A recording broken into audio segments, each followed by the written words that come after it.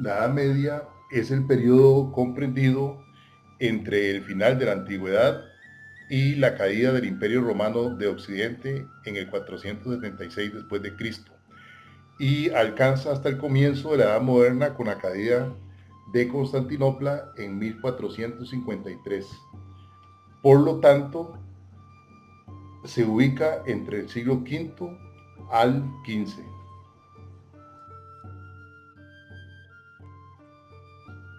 La sociedad de la Edad Media estaba formada por tres grupos sociales: la nobleza, el clero y el campesinado. La nobleza estaba constituida mayoritariamente por los dueños de las tierras.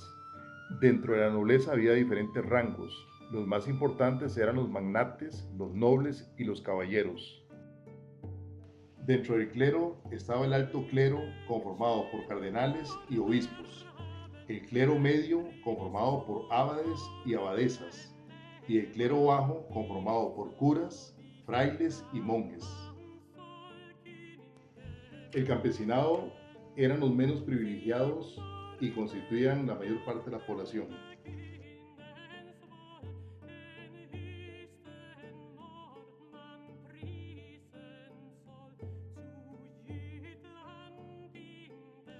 El teocentrismo es una corriente de pensamiento que supone que Dios es el centro del universo y lo rige todo, incluso las actividades humanas.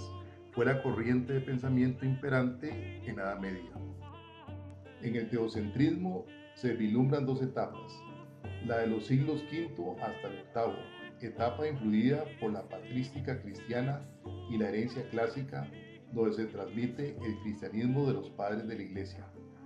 Se dan los dogmas cristianos, su defensa ante otras religiones y a la iniciación a la humanidad en la verdad de Cristo, la única posible. En este periodo se destaca San Agustín.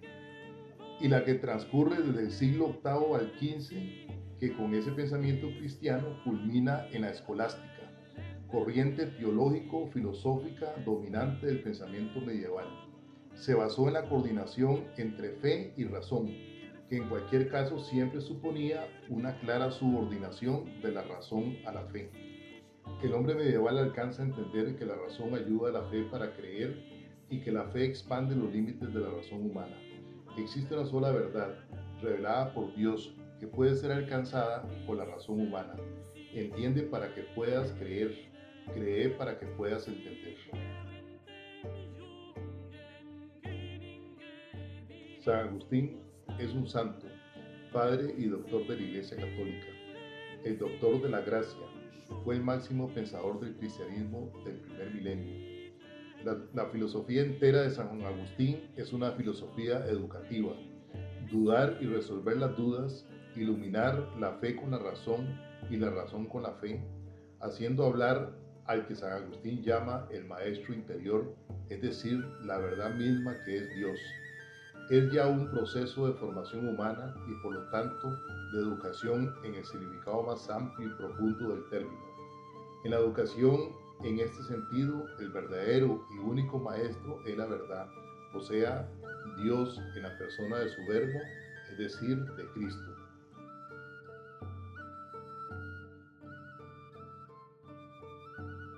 Santo Tomás es considerado el patrón de las escuelas católicas y de la educación.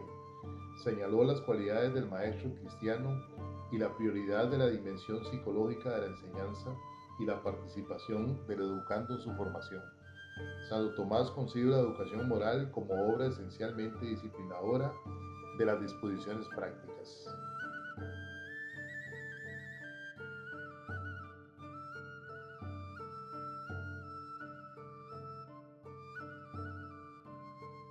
La educación en la Edad Media se puede clasificar en dos periodos. El primero de ellos, que se ubica entre el siglo V y XI, conocido como educación de la formación feudal, y el segundo periodo se desarrolló entre el siglo XI y el XIV y se le conoce como educación en el apogeo del feudalismo.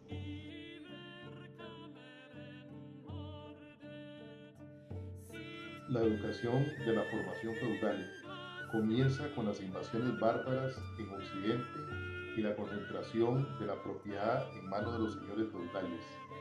cuando la iglesia modesta y pobre se convierte en iglesia poderosa, económica y socialmente. Administró con poder y mantuvo hegemonía política, ideológica y cultural.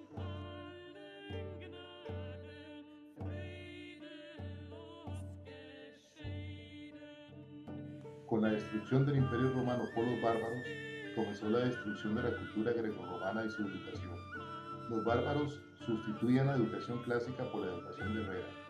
Carlomagno fue el primero que, con el impulso que dio a la cultura y a la educación, combinó lo clásico, volvió a la educación grecorromana entonces abandonada. Lo cristiano satisfizo la importancia que la Iglesia alcanzó e incorporó el principio guerrero de los bárbaros. Carlomagno quiso reorganizar el sistema educativo y su legislación, asumiendo la formación profesional del sacerdocio, de los monjes y del pueblo, haciendo obligatorio el envío de los hijos a la escuela.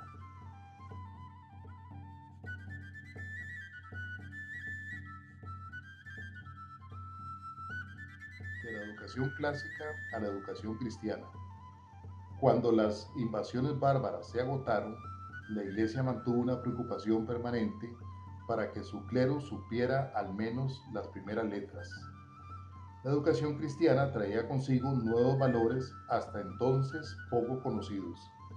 La seriedad con que sus representantes seguían su cristianismo, el esfuerzo por hacer comprensibles sus principios y hacerlos compatibles con la vida cotidiana.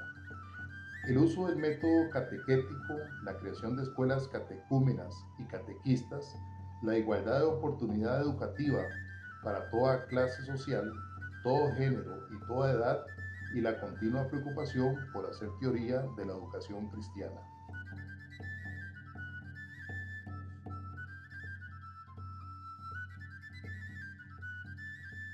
Las escuelas que fundó la Iglesia. Surgieron las escuelas religiosas, las episcopales en las ciudades y las monásticas o cenobitas en el campo.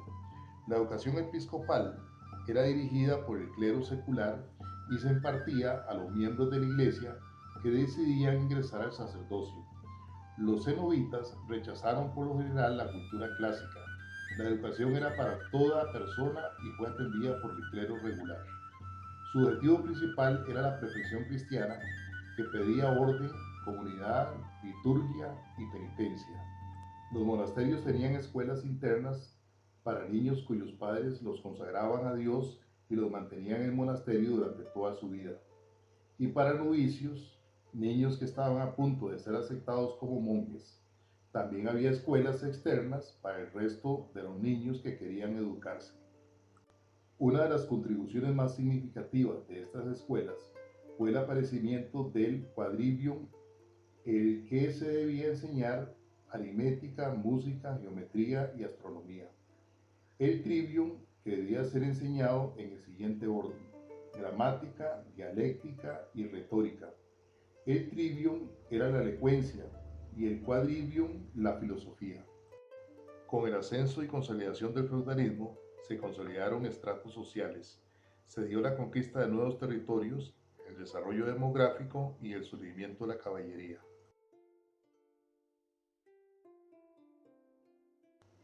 Educación gremial.